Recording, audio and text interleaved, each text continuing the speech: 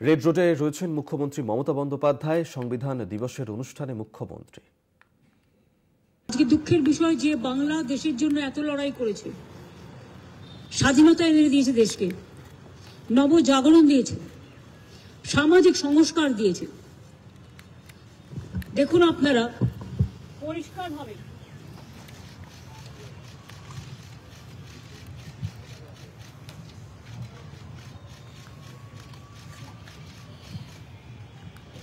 হিন্দিতে করে দিয়েছে, বাংলা ইংরেজি বই আনবে তারা এই আইন শিখে যে কি করে ভগবান।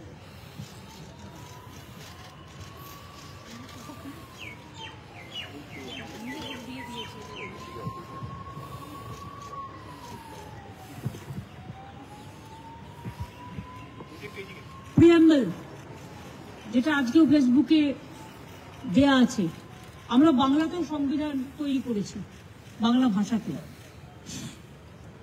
আমি এটা আপনাদের কাছে আরেকবার পড়ে দেব, জাস্ট টু গিভ এ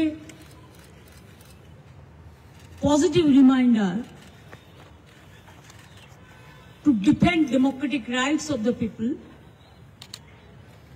জনগণের গণতন্ত্র রক্ষা করার জন্য এবং ধর্মনিরপেক্ষতা, স্বাধীনতা রক্ষা করার জন্য। পরিষ্কার কি বলছে Indian constitution? We the people of India, having solemnly resolved to constitute India into a sovereign, socialist, secular, democratic republic, and to secure to all its citizens. এটা কবে বলেছেন? 1950 এর ভোটার বলেছেন দেশ স্বাধীন হওয়ার পর যখন তৈরি হলো। Justice, social, economic and political, liberty of thought, expression, belief, faith and worship, equality of status and of opportunity, status and of opportunity,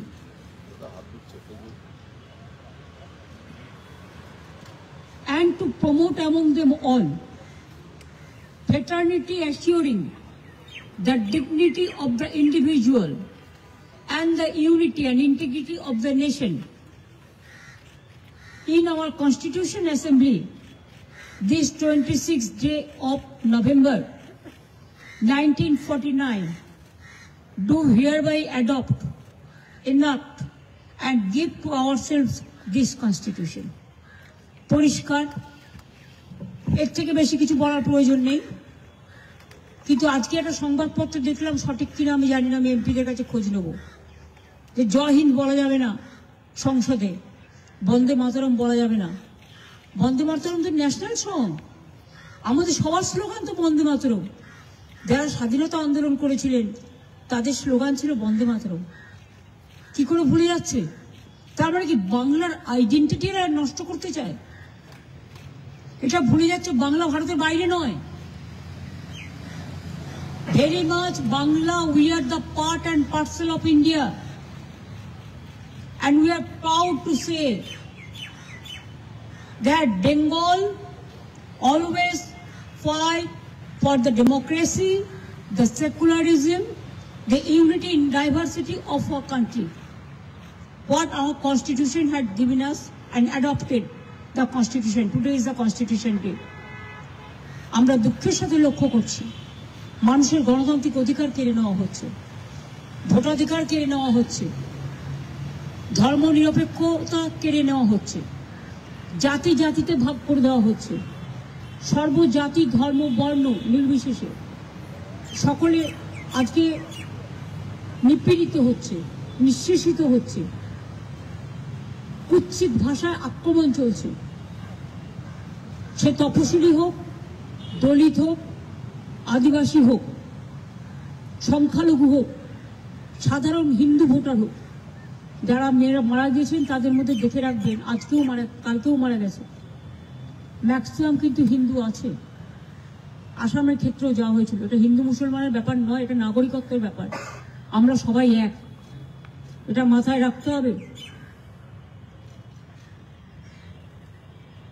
এবং যেভাবে গণতন্ত্রকে ধুল্য লুণ্ঠিত করা হচ্ছে, নাগরিক অধিকারকে নিয়ে সবাইকে আজকে জীবন মৃত্যু পায়ের ভিত্তু করে দাঁড় করিয়ে দিয়েছে। কালকে আমার কয়েকজন যারা ঢাক বাজাচ্ছিলেন তারা কাঁদছিল যখন মিছিল শেষ হয়ে গেছে। তখন আপনারা হয়তো অনেকে দূরে ছিলেন, গাড়িতে ছিলেন, হাউমাউ করে কাঁদছে, বলছে মা বাঁচান। সেই কান্না, বুক ফাটা কান্না, সে আত্মনাদ আপনারা না দেখলে বুঝতে পারবেন না। এবং যারা এটাকে নিয়ে রাজনীতি করছে সেটা আমাদের দেশের পক্ষে লজ্জা। আপনারা দেখেছেন बिहार जितবার পর কালকে बिहारे कितना बिहार वासियों को घर बाड़ी सब तोड़ दिया। ये क्या बीजेपी के यही हालचाल है? चुनाव का पहले 10,000, चुनाव का बाद में पूरा लूट लो, झूठा लूट, यही चल रहा है देश में। इसको खिलाफ में सबको एक होना पड़ेगा। अगर जय हिंद हम नहीं कहेंगे, वंदे मातरम नहीं कहेंगे, राजा राममोहन राव की आप इंग्रेज को दलाल बताएंगे, तो क्या ये ठीक होता है? ये हमारा मिट्टी को आप इंसल्ट कर रहे हैं, अपमान कर रहे हैं। देश का सब नेता सबसे बड़ा नेता होता है जो जनता का साथ मिलता है, जनता का दिल समझता है, যারা জনগণের কথা বোঝে এবং তাদের উপলব্ধি করেন। দু একটা লোক যদি মনে করেন আমি ক্ষমতায় আছি বলে, আমার ভাবতে আশ্চর্য লাগে। সব এজেন্সি হয়ে গেছে, পুরো গদি মিডিয়া। আমি তো সাংবাদিকদের দোষ দিই না, তাদের কোনো দোষ নেই। আপনাদের এআইআরকে তো ফিট করে দেয়, যা বলে যায় তাই ব্রিফিং করে দেয়। আমি বলছি না আপনারা সাংবাদিকরা খারাপ, আপনাদের মালিকরা নিজেরা বিকিয়ে গেছে, তাদের আমি দোষ দিই না। কারণ তাদের সিবিআই, ইনকাম ট্যাক্স, ইডি সব ভয় দেখে। এত ভয় পান কেন? আমাদের 400 নোটিশ পাঠিয়েছি। জাস্ট ইলেকশনের এসআইআর শুরু হয়েছে আর ও অনেক নোটিশ আসবে। আমি বলছি 400 কেন? তুই সরি, আমি এটা উইথড্র করছি, এটুকু বাদ দেবেন আশা করি এডিট করে, যে তুই আমাদের মানে তোমরা, আপনারা বাবু মহাশয়েরা, ভালো ভাষায় বলছি, আপনারা একটা কাজ করুন, আপনারা 4 কোটি নোটিশ পাঠান, তবু আমরা লড়ে নেব।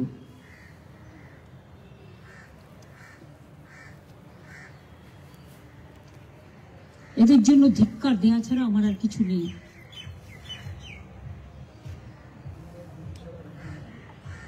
দেশের এই অবস্থা, এক পক্ষ চলছে, কোথায় নিরপেক্ষতা? এক পক্ষ, আর এক পক্ষ পক্ষপাত দুষ্ট, যারা ভাবছে আজকে ক্ষমতায় আছে, কাল থাকবে না। তোমরা 29-এ কোনোভাবেই আসবে না।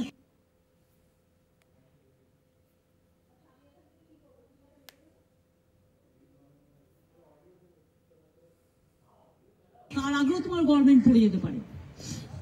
গুজরাটেও মারা গেছে বিএলও, মধ্যপ্রদেশেও মারা গেছে বিএলও, রাজস্থানেও মারা গেছে বিএলও, কেরালাতেও মারা গেছে, তামিলনাড়ুতেও মারা গেছে, বাংলাতেও মারা গিয়েছে। তাদের দাবি তো ন্যায্য এবং সঙ্গত বলে আমি মনে করি। 48 ঘন্টা বসে থাকতে হলো বিএলওদের শুধু তাদের কথাটা একটু জানাবার জন্য।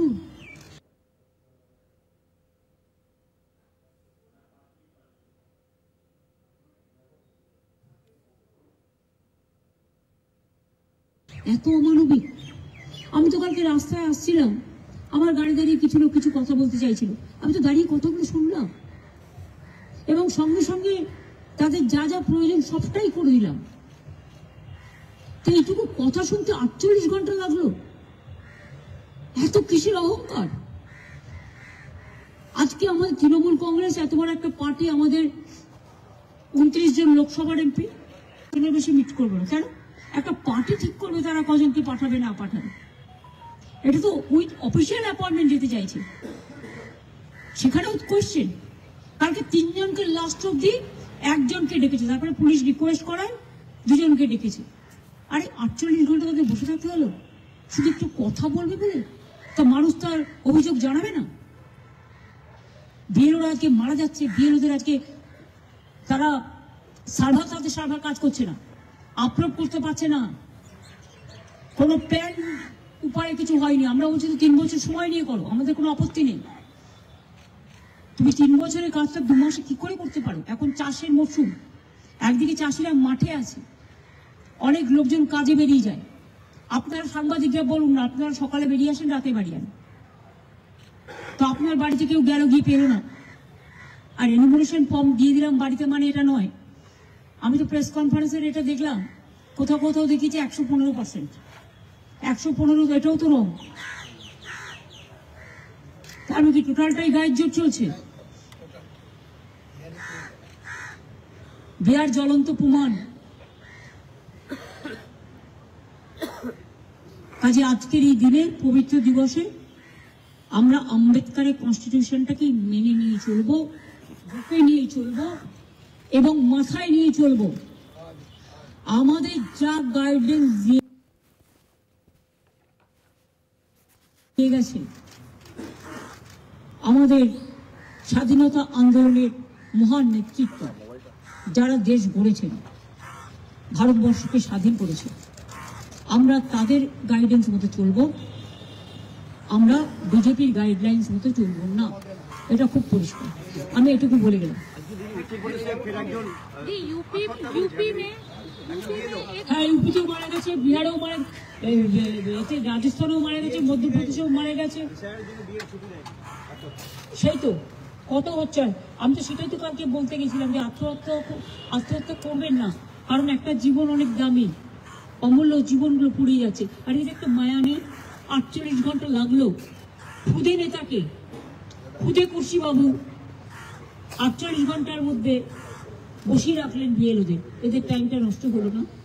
सीईओ का बोलना है कि पीएम रिपोर्ट आने के बाद ही वो कुछ बोलेंगे कि बीएलओ की मौत कैसे हुई है। अगर रिपोर्ट देखेंगे तब हम इलेक्शन इंडिया को बताएंगे कि ऑन ड्यूटी वर्क प्रेशर की वजह से। इसको बारे में हम कुछ नहीं बोल सकते हैं। परिवार ने जो बता दिया, हमारे पास पूरा रिकॉर्ड है। एफआईआर जो हुआ है, हमारे पास पूरा रिकॉर्ड है। हर केस में हमारा पास पूरा रिकॉर्ड है। जो सुसाइड किया है, जो ट्रॉमा में मर गया है, जो बहुत सारे आदमी अभी भी सुसाइड कर रहा है। हम तो नहीं चाहते हैं ना। जिंदगी सबसे दामी होता है, कीमत होता है। हम क्यों कह रहे हैं कि गुजरात में जो बीएलओ मर गया उसके लिए कौन जिम्मेदारी है? राजस्थान में जो मर गया तो बीजेपी गवर्नमेंट है। मध्य प्रदेश में जो मर गया, क्या जरूरत था इतना जल्दी इसको ऐसा करना? अगर हर खुश बैठिया है तो बीजेपी क्या साधु है, संत है? सबको अधिकार छीन लेता है और बीजेपी को बोलता है जेल में डाल देगा। बीएलओ को बोलता है जेल में डाल देंगे, आपको नौकरी खा लेंगे। आपका नौकरी कितना दिन रहेगा, पहले आप बचाओ। लोकतंत्र रहेगा लेकिन आप लोग नहीं रहेगा।